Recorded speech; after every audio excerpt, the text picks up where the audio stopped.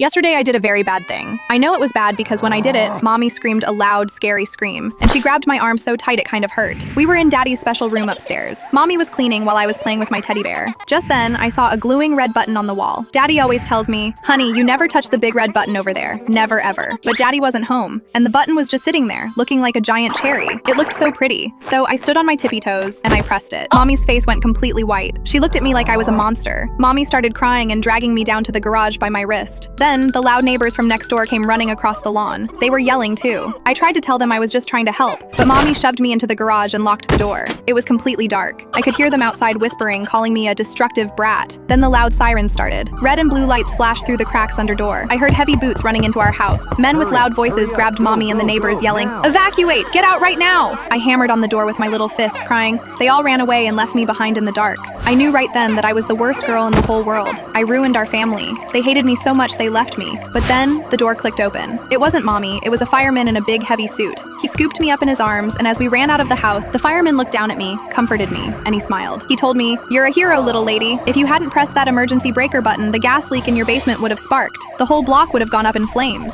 I looked over at the sidewalk. Mommy and the neighbors were sitting in the back of an ambulance, looking completely heartbroken and guilty. When Mom saw me, she ran towards me, wrapped me in her arms. She kept asking if I was all right. "I didn't press the red button out of nothing," I said. "I pressed it because I smelled the funny skunk smell coming from the vents. And I remembered Daddy saying that the big red button turns off all the power when things get dangerous. I just wanted to keep Mommy safe." Mom bursted into tears and kept saying she was sorry. "I've done the right thing, haven't I?"